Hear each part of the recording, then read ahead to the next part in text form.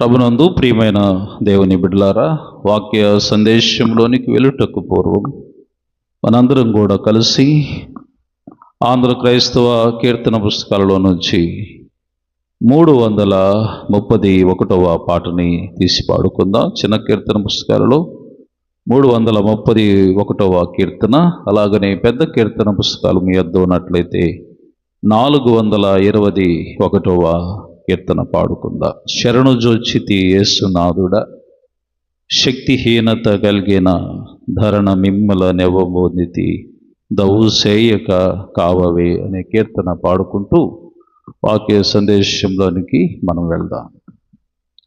శరణు జోచితి యేసునాథుడా, శక్తిహీనత కలిగిన ధరణ మిమ్మిల నెవ్వబొందితి, దవుసేయక కావవే. శరణు జోచితి యేసునాథుడ, శక్తిహీనత కలిగిన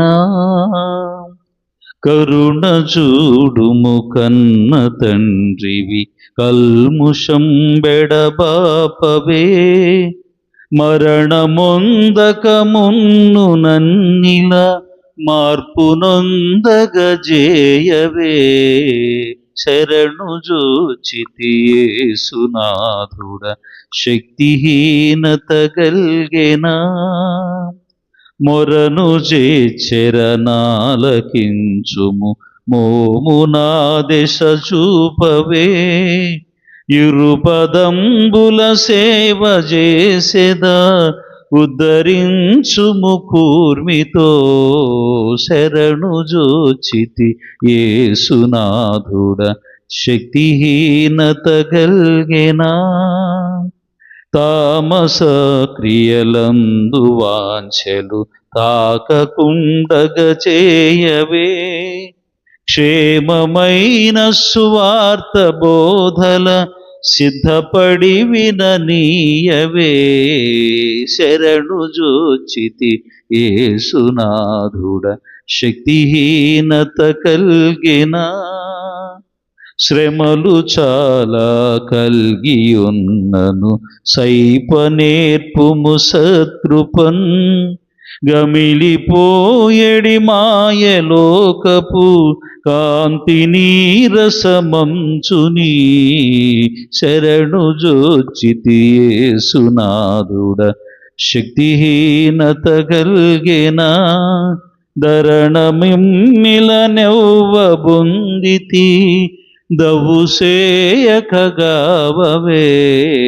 శరణు జోచితి యేసునాథుడ, శక్తిహీనత గల్గెన.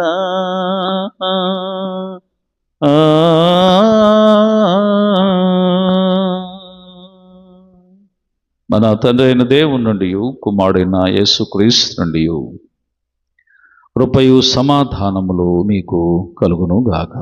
ఆమేన్. దయచేసి అందరూ కూడా కూర్చోనండి. ప్రభు నామమున మీ అందరికీ ఈ ప్రాతకాలపు ఆరాధనకు స్వాగతాన్ని తెలియజేస్తూ ఉన్నాను. అలాగనే ఆన్లైన్లో వీక్షిస్తున్న ప్రతి ఒక్కరికి కూడా నా హృదయపూర్వకమైన వందనాలు తెలియజేస్తున్నాను. చాలా సంతోషం, మంచిది. దేవుని మహా ఉన్నతమైన కృపలో మరి యొక్క ఉదయకాలమున ప్రభు వారి యొక్క ముఖ దర్శనము మనము చేసుకొని ఆయన్ను ఆరాధించే గొప్ప భాగ్యము, ధన్యత దేవాతి దేవుడు మనకు అనుగ్రహించినందులకై దేవదేవునికి కోటాను కోటి వందనాలు నేను తెలియజేస్తున్నాను. ప్రియమైన వారులారా, నిన్నటి వేళ మనము ఇర్మియా గ్రంథంలో అతి శ్రేష్టమైన వాగ్దానముల గురించి నేర్చుకున్నాం. ఇశ్రాయేలులు బబులోను అనే చెరలోనికి వెళ్ళినప్పుడు ఎవరు మమ్మల్ని ఆదరించువారు, ఎవరు మాకు ఓదార్పునిచ్చువారు, ఈ శ్రమలో, ఈ బాధలో, ఈ వేదనలో నుంచి మమ్మల్ని ఎవరు తప్పిస్తారు అని నిరీక్షణ కోల్పోయిన వారి జీవితాల్లో దేవుడు వారి గురించి ఉద్దేశించినటువంటి సంగతులు అవి సమాధానకరమైన సంగతులే గాని హానికరమైనవి కావు. మీరు నాకు మొరపెట్టండి, మీరు నన్ను పరిపూర్ణ హృదయముతో వెదకండి, నేను మీ మనవి వింటాను, అలాగనే మీకు నన్ను నేను కనపరుచుకుంటాను, మీ చెర నుండి నేను మీకు విడుదల దయచేస్తాను అని నిన్నటి వేళ వాక్యము ద్వారా మనము తెలుసుకున్నాం. ఈ రోజున మనము చదువుకున్నటువంటి ఈ వాక్య భాగమును బట్టి పరిశుద్ధుడైన పౌలు రోమీయులకు రాసినటువంటి ఈ పత్రికలో 8వ అధ్యాయము 26వ వచనములో ఈ అనుభవాల గుండా మన జీవితము చాలా సందర్భాలలో వెళుతూ ఉంటుంది. ఏమిటి ఇది అని అంటే, ఉచ్చరింప శక్యము కానటువంటి మూలుగులు. చాలా సందర్భాల్లో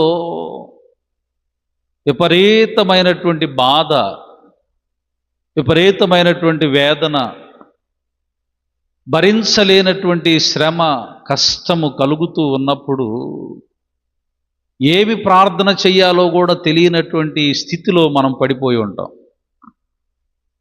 చాలా సందర్భాలలో మన నోట వెంట ఆ స్థితిలో ఉన్నప్పుడు మాట్లాడాల్సినటువంటి మాటలు కూడా రావు. లోపలే ఆ బాధను భరిస్తూ, వేదన పడుతూ, మూలుగుతూ ఉంటాం. మూలుగుతూ, కన్నీరు విడుస్తూ, ఎవరికి చెప్పుకోవాలో తెలియనటువంటి స్థితిలో లోపలే కృంగిపోయేటువంటి పరిస్థితులు గుండా మనం చాలా సందర్భాల్లో వెళ్ళి ఉండుంటాం.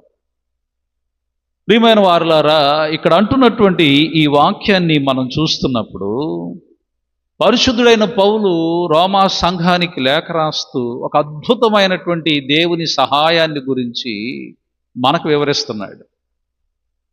దేవుడు, మనం ఎప్పుడు అనుకుంటూ ఉంటాం, నిన్నటి వేళ చెరలో నుంచి మాకు విడుదల లేదని వాళ్ళు అనుకున్నారు.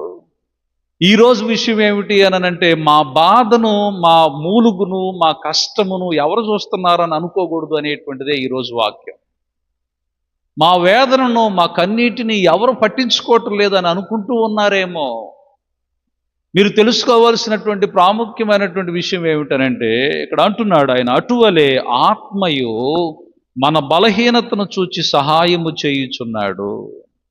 ఏలయనగా మనము యుక్తముగా ఎలాగూ ప్రార్థన చేయవలనో మనకు తెలియదు గాని ఉచ్చరింప శక్యము కానటువంటి మూలుగులతో ఆ ఆత్మ తానే మన పక్షమున విజ్ఞాపన చేయుచున్నాడు అని అంటాడు. అంటే ఏమిటట? అర్థం చేసుకోవలసిన ప్రాముఖ్యమైన విషయం ఏంటంటే, ఇందులో రెండవది, ఎలాగూ ప్రార్థన చేయవలనో మనకు తెలియదు. చాలా సందర్భాల్లో విశ్వాసులుగా ఉన్నవారు, కాపురులుగా ఉన్నటువంటి వారితో వాళ్ళు నూతనంగా విశ్వాస జీవితాన్ని ప్రారంభిస్తున్న టైంలో వాళ్ళు చెప్పేటువంటి మాటలు ఏమిటి అని అంటే, ఎలా ప్రార్థన చేయాలో తెలియదయ్యా మాకు అంటారు. కానీ మీ ఆత్మఘోష మాత్రము దేవుడికి తెలుసు అని చెప్తున్నాడు ఇక్కడ. మీరు దేవుని దగ్గరికి వెళ్ళిపోయి మేము ఎట్లా ప్రార్థన చేయాలో, ఏ విధంగా ప్రార్థన చేయాలో మాకు తెలియదు అని మీరు అనుకుంటూ ఉన్నప్పుడు, మీ లోపల ఉన్నటువంటి ఆత్మలో మీరు అనుకునేటువంటిది ఏమిటి ఈ సమస్య, లేకపోతే ఏమిటి ఈ రోగము, లేకపోతే ఏమిటి ఈ కష్టము, ఏమిటి బాధ, ఏమిటి యొక్క దుఃఖము అనేటువంటి ఆలోచనలతోటి మీరు ఆలోచన చేస్తూ ఇది ఎలా పోతుంది, ఏ రీతిగా పోతుంది అనేటువంటి తలంపులతో మీరున్నప్పుడు ఆ ఆత్మయే మన పక్షమునంట విజ్ఞాపన మీరు చేయలేకపోతున్నా సరే దేవుడే మన పక్షమున విజ్ఞాపన చేస్తూ ఉంటాడు. ఈ రోజున జ్ఞాపకం చేసుకోవాలి, ఉచ్చరింప శక్యము కానటువంటి మూలుగులతో ఉన్నప్పుడు దేవుడు మన పక్షమున విజ్ఞాపన చేసి ప్రార్థన చేసేటువంటి వాడుగా ఉన్నాడు. మొట్టమొదటిగా ఆత్మ మనకు సహాయము చేసేటువంటిదిగా ఉంటుంది.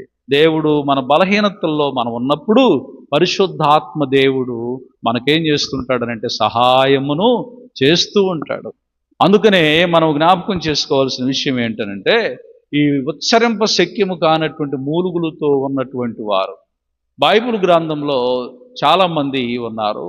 నేనైతే మీ కొరకు ఒక 3 విషయాలను తెలియచెప్పాలని ఆశపడతా ఉన్నాను. మొదటగా మనం జ్ఞాపకం చేసుకుంటే కీర్తనల గ్రంథం 6వ అధ్యాయము 6వ వాక్యాన్ని చదువుతున్నప్పుడు, సంకీర్తన 6వ కీర్తన 6వ వచనాన్ని చదువుతున్నప్పుడు ఇట్లా రాయబడి ఉంటుంది: నేను మూలుగుచ్చు అలసి ఉన్నాను, ప్రతి రాత్రియు కన్నీరు విడుచుచు నా పరుపు తేలజేయుచున్నాను. నా కన్నీళ్ల చేత నా పడక కొట్టుకొని పోవుచున్నది, విచారము చేత నా కన్నులు గొంటల పడుచున్నవి. నాకు బాధ కలిగించు వారి చేత అవి చివికి ఉన్నవి. యెహోవా నా రోదనాధ్వని వినియున్నాడు. పాపము చేయువారలారా, మీరందరూ నా యొద్ద నుండి తొలగిపోవుడి అని అంటాడు. ఎలాంటి అనుభవం అంటే రాజైన దావీదు అనుభవము. ఏ రీతిగా ఉన్నదంట, అతను కన్నీళ్ల చేత అతను పడకంట కొట్టుకొని పోవచ్చు ఉన్నదంట. అంటే ఏంటి? ఏడుస్తూనే ఉన్నాడు ఆ పడక మీద పడుకొని. ఏమి చెప్పాలో ఆ బాధ ఎవరికి చెప్పాలో తెలియనటువంటి పరిస్థితి. నేను మూలుగుచ్చు ఉన్నాను, ప్రతి రాత్రి కన్నీళ్లు విడుచుచూ ఉండటం వలన నా పరుపు అంట ఏమవుతుందంట, తేలిపోతూ ఉంది.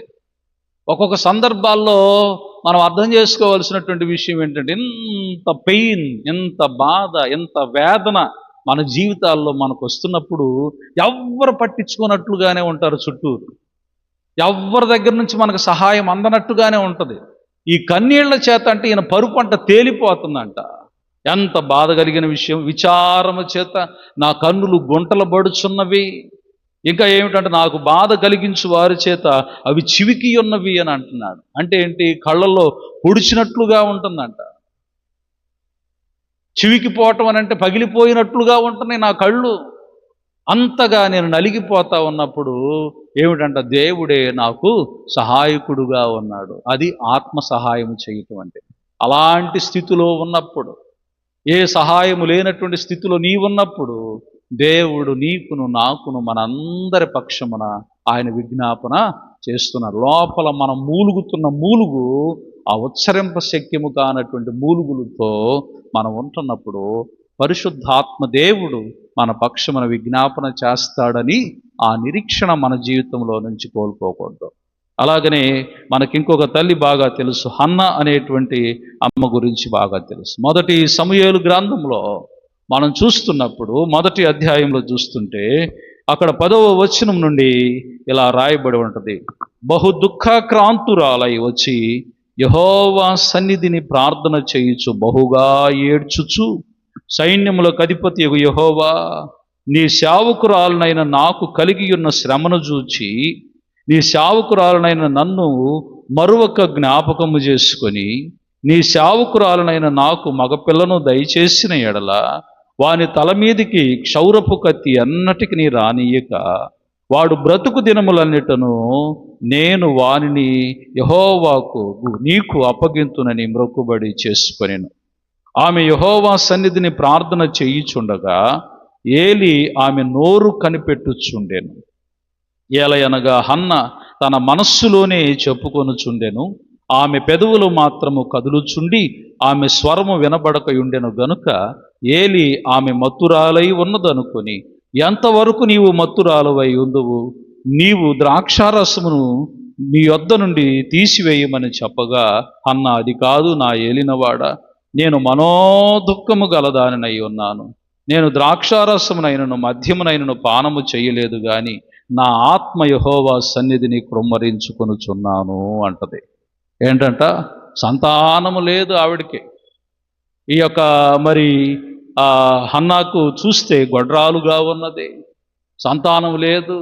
ఆ యొక్క సూటిపోటి మాటల చేత పెనిన్న అనబడేటువంటి సవితి మాట్లాడుతున్నటువంటి మాటల వల్ల ఆమె ఎంతగానో నలిగిపోయింది, కృంగిపోయింది, విసిగిపోయింది. ఇక ఈ బాధంతా కూడా తీర్చగలిగేటువంటి వాడు దేవుడే. ఈ యొక్క వ్యాధం నుంచి విడిపించగలిగేటువంటి వాడు దేవుడే.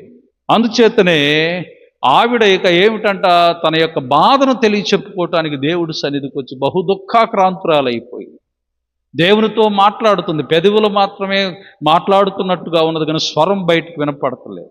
అక్కడ యాజకుడుగా ఉన్నటువంటి, ప్రధాన యాజకుడుగా ఉన్నటువంటి ఏలీ గారు చూసి ఆయన ఏమంటున్నాడు, నువ్వెంతవరకు మత్తురాలుగా ఉంటావు? నువ్వు ద్రాక్షారసం దాగి మత్తుతోటి నువ్వు దేవుని సన్నిధికి వస్తావా? నీ ద్రాక్షారసం బయట నువ్వు తీసిపడాయి. అయ్యా, నేను ద్రాక్షారసం తాగలేదయ్యా, నా వేదనంతా నా బాధ అంతా నా దేవునికి నేను తెలియచేతు. నేను మనోదుఖము గలదానినై ఉన్నాను. నేను ద్రాక్షారసమును మద్యమును పానము చేయలేదు గాని నా ఆత్మను యెహోవా సన్నిధిని కుమ్మరించుచున్నాను.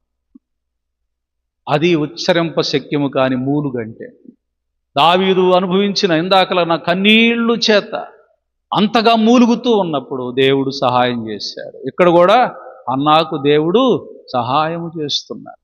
ఈ రోజున మీరు జ్ఞాపకం చేసుకోవాలా, మనం జ్ఞాపకం చేసుకోవాల్సిన ప్రాముఖ్యమైన విషయాలు ఇవే దేవుని బిడ్డలారా.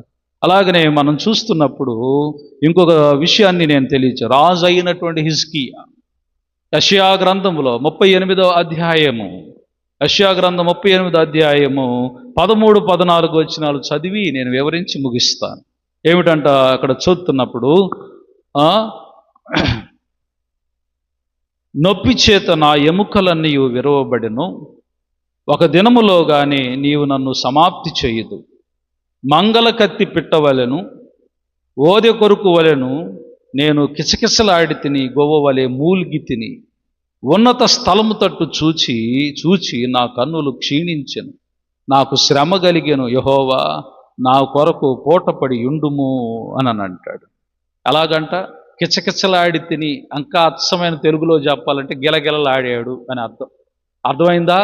ఎలాగ పెట్ట ఎలాగైతే గువ్వ మూలిగినట్లుగా, కిచకిచ మూలిగినట్లుగా నా జీవితం అంతా, నా జీవితంలో నేను ఈ యొక్క భయంకరమైన శ్రమలో నేను ఈ యొక్క వేదనను అనుభవించవలసి వచ్చిందయ్యా. ఏది 38వ అధ్యాయం యెషయా గ్రంథము 13-14 వచనాల్లో మనం చూస్తాం. ఏంటంటే ఆయన కిచకిచలాడిపోయాడు, గిలగిల కొట్టుకులాడాడట. ఆ బాధను తట్టుకోలేక నేను మూలుగుతూ ఉన్నాను. అదే ఉచ్చరింప శక్యము కానటువంటి మూలుగులు. కానీ అలాంటి స్థితిలో మనం పడున్నప్పుడు, ఏ సహాయము మనకు అందనప్పుడు, ఏ విధమైనటువంటి ప్రోత్సాహము మనకు దొరకనప్పుడు, మనం మూలుగుతున్నటువంటి మూలుగు ఆ దేవదేవునికి బాగా తెలుసు. నువ్వు ఏడుస్తుంది దేవుడికి తెలియదని నువ్వెందుకు అనుకుంటావు? నీ బాధ దేవునికి తెలియదని నువ్వెందుకు అనుకుంటావు? నిరీక్షణ కోల్పోవద్దు. మన మూలుగులు దేవుడికి బాగా తెలుసు. అందుకనే మనము ప్రార్థించటానికి కూడా ఒక్కొక్కసారి శక్తి సరిపోక దావీదుకులాగా కన్నీళ్లు చేత మన పరుపు తేలిపోతా ఉన్నా, అలాగనే అన్నా తల్లికిలాగా మరి తన యొక్క ఆత్మఘోష బాధ దేవుడు పాదముల మీద వేస్తూ ఏమి మాట్లాడాలో కూడా తెలియనటువంటి పరిస్థితుల్లో ఉన్నా, హిజ్కియా రాజుకులాగా గిలగిలా కొట్టుకులాడుతూ ఉన్నా, మన పక్షమును ఎవరున్నారంట? పరిశుద్ధాత్మ దేవుడు మన పక్షము నుండి మన కొరకు విజ్ఞాపన చేయుచున్నాడు. కాబట్టి దేవుడు నాకు తోడుగా ఉన్నాడు, దేవుడు నాకు సహాయకుడుగా ఉన్నాడు అనే విషయాన్ని మనం గుర్తెరిగి ఆయన యందు భయభక్తులతో మనం జీవిస్తూ ధైర్యము కలిగి ముందుకు సాగాలని, ఎటువంటి శ్రమలున్నా, ఎటువంటి కష్టములున్నా, ఎటువంటి బాధలున్నా ఆ ప్రభువు మనల్ని ఆదరించే దేవుడుగా ఉన్నాడనే నిరీక్షణతో మీరు ఉండాలని తెలియజేస్తూ ఈ మాటలను ముగిస్తున్నాను. దేవుడి వాక్యమును మన యొక్క వినికిడిలో దీవించి ఆశీర్వదించును గాక. ఆమేన్.